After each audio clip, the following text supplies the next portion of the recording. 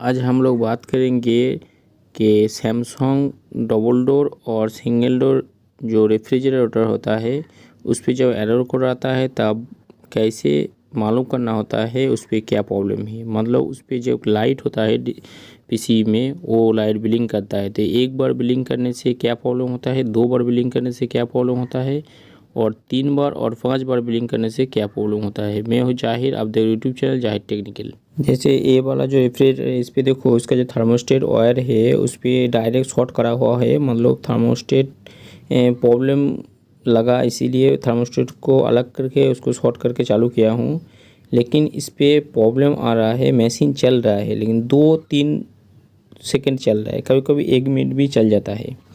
लेकिन उस पर क्या होता है, जैसे अभी लाइट फिक्स है, मतलब कंप्रेसर चल रहा है, लेकिन ये कब तक चलेगा कोई फिक्स नहीं है। मतलब कूलिंग आने से पहले जैसे आप थर्मोस्टेट को फुल कर देते हो तो भी ये कूलिंग नहीं आता है। जैसे 1 मिनट या कभी कभी 10 सेकेंड, कभी कभी 20 सेकेंड ऐसे चलता है। तो इसमें क्या होता है, जब चलता है तब तो कूलिंग परफेक्ट है उस पर, मतलब ज़्यादा देर तक नहीं चलता है इसके लिए परफेक्ट मालूम नहीं पड़ता, लेकिन जब तक चलता है मतलब कूलिंग से आ रहा है। लेकिन इस पर क्या होता है, थोड़ी देर चलने के बाद ये लाइट ब्लिंक करने लगता है। तो हम लोगों को ऐसे लगा कि उस पर कि थर्मोस्टेट का प्रॉब्लम है, इसके लिए थर्मोस्टेट कूलिंग मतलब सेंस नहीं कर पा रहा है, इसके लिए ऑटो कट हो रहा है।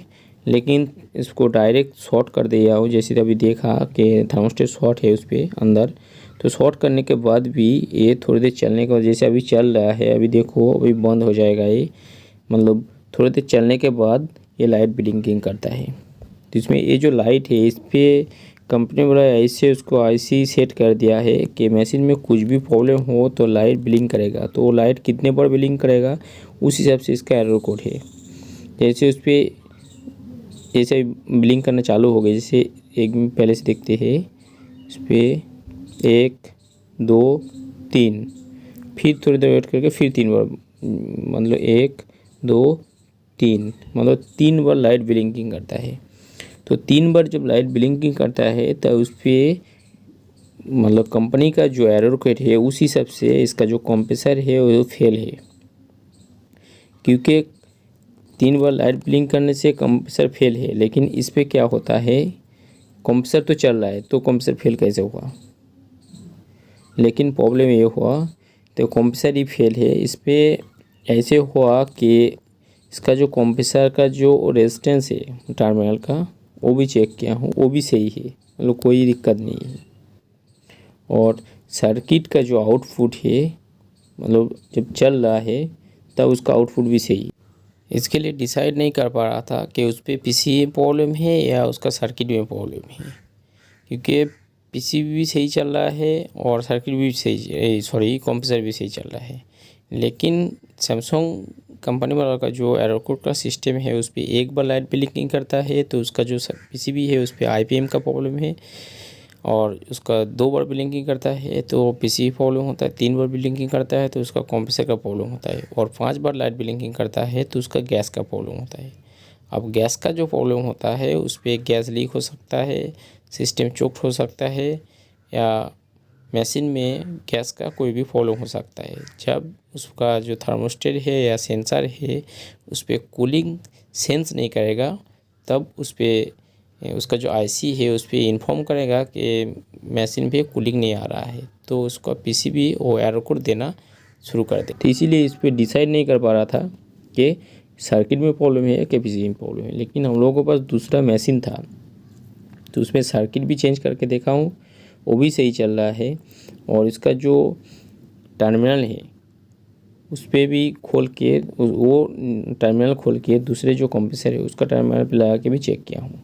लेकिन इन्वर्टर कंप्रेसर में क्या होता है, तीनों जो क्वांटिटी होता है उस पर उसका जो रेजिस्टेंस होता है मतलब तीनों में सेम होता है। जैसे रेड, जैसे रनिंग और स्टार्टिंग में 0.5 बता रहा है, और स्टार्टिंग और कॉमन में 0.5 बताएगा, और स्टार्टिंग और रनिंग में स्टार्टिंग और कॉमन में 0.5, मतलब तीनों में क्वांटिटी में रेजिस्टेंस सेम दिखाएगा इन्वर्टर कंप्रेसर में।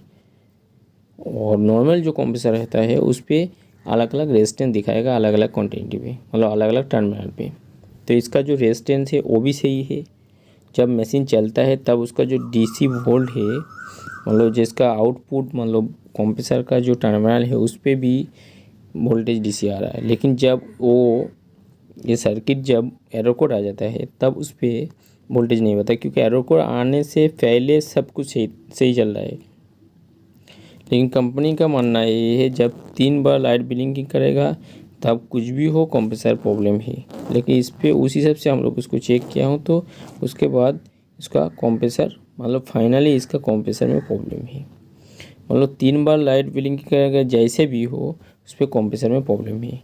लेकिन कंप्रेसर चेंज करने से पहले आप एक बार उसको चेक कर सकते हो सर्किट को। जैसे कंप्रेसर का टर्मिनल पे लगा हुआ मतलब लगा के चेक करना पड़ेगा। पावर सप्लाई देंगे तो जहाँ से सर्किट से जहाँ पे आउटपुट हो रहा है कंप्रेसर का वहाँ पे वोल्टेज 90 से लेके 300 के आसपास उसका वोल्टेज होगा डीसी वोल्ट।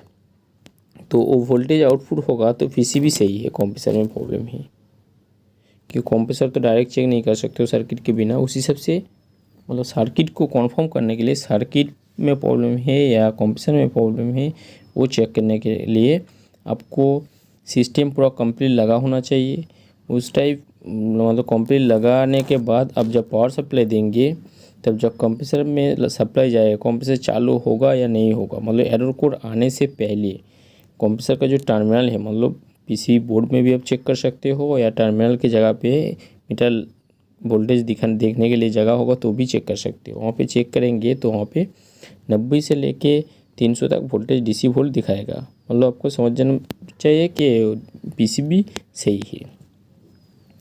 जैसे चालू करने के लिए जैसे बात कर रहा था, जैसे ये वाला देखो लेफ़्ट साइड का जो फ्रिज है ये पीसीबी वो मशीन का है। राइट साइड पे जिस पे लगा हुआ है अभी लगाया है जिस पे टर्मिनल पे वो दूसरा फ्रिज है, मतलब दूसरा है उस कंपनी सेम ही है, सैमसंग का ही है। तो इस पर क्या होता है जैसे अभी देखो इसको चालू कर रहा हूँ तो इसका जो लाइट है वो जब पावर ऑन करेंगे एक बार ब्लिंक करके ऑफ हो जाएगा और फिर वो जब सप्लाई देगा आउटपुट मतलब तब कंप्रेसर स्टार्ट होगा।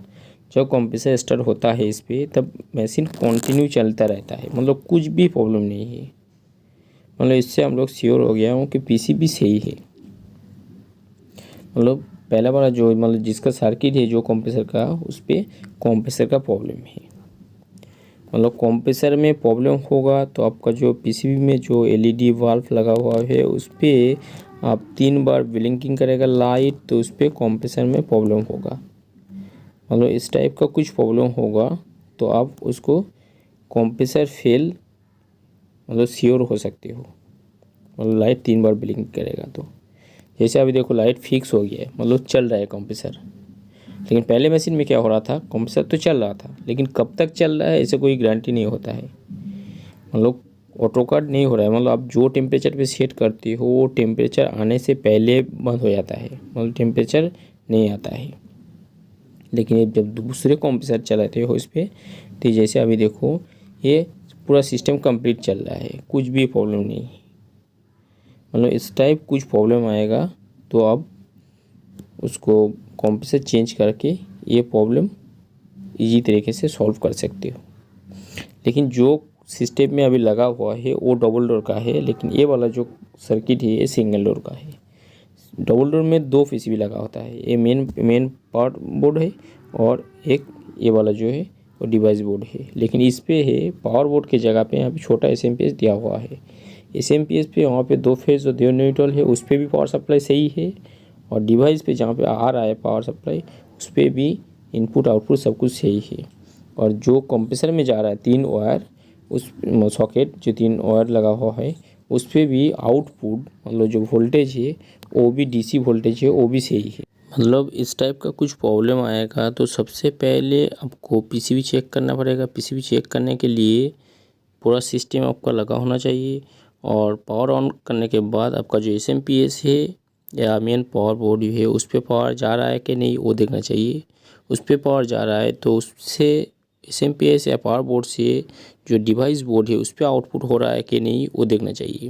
आप डिवाइस बोर्ड पे भी आउटपुट हो रहा है तो आउटपुट का जो डिवाइस बोर्ड का जो आउटपुट है उसमें से जो कंप्रेसर का टर्मिनल का जो पॉइंट है डीसी वोल्ट है, उस पर भी डीसी वोल्ट जा रहा है कि वो भी देखना चाहिए। डीसी वोल्ट कैसा है, पूरा सिस्टम लगाने के बाद अब मशीन जब ऑन करेंगे तो कंप्रेसर जब सप्लाई देगा तो कंप्रेसर का टर्मिनल का जो वायर है उस पर अब 90 से लेके 300 तक डीसी वोल्ट उस पर होगा तो पीसीबी सही है, और डीसी वोल्ट नहीं होगा तो पीसीबी प्रॉब्लम है।